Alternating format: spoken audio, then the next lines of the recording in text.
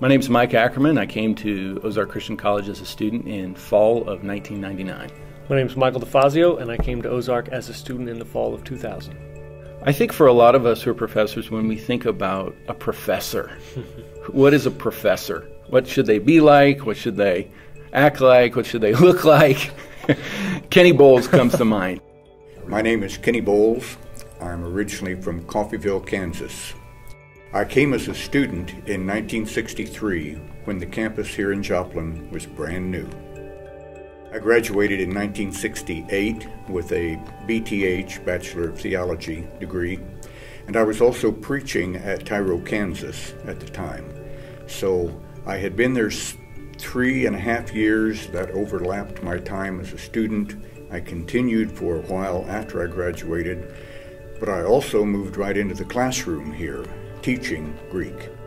I've taught a total of 45 years, 2 years before I went to graduate school, and the rest of it after I got back from graduate school in 1972.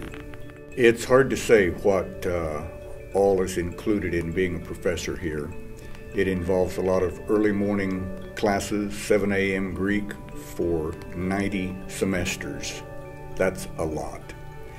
It involves weekend trips. It involves interacting with students. It involves grading a lot of papers, reading a lot of books to keep current.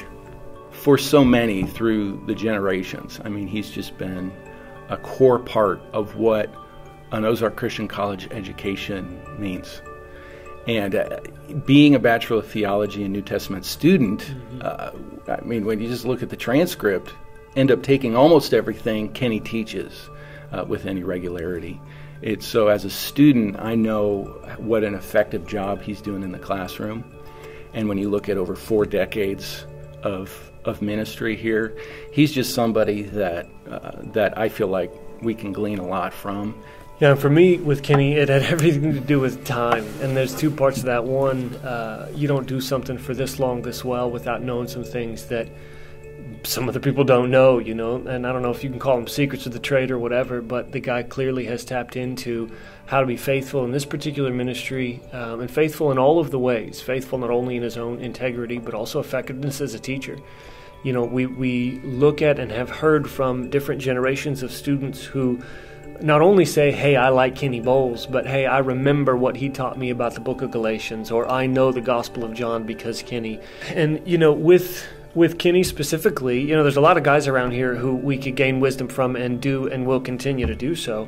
But with Kenny specifically, this is his retiring year. I mean, after this, he will no longer be a full-time professor here, and he'll be moving on to other family things and ministry things and life things. And so that being the case, that he's about to retire, is a major part of why we said, not only do we want to do this, but we want to do this now. I'm retiring in May because I'm going to turn 70. And because I have made myself a commitment, and my wife is going to hold me to it, that I need to retire, step aside to let a younger person come in. I think the gap between age 70 and age 18 or 20 just gets farther and farther, wider and wider.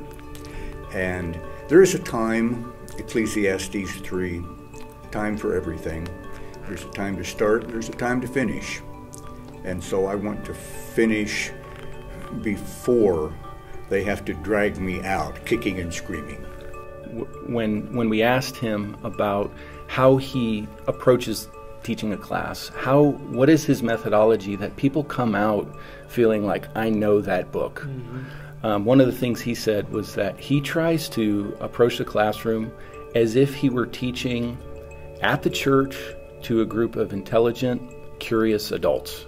The ability to care as deeply and yet not wrap up your identity with an institution speaks, I think, to the depth of not only wisdom but centeredness of his identity.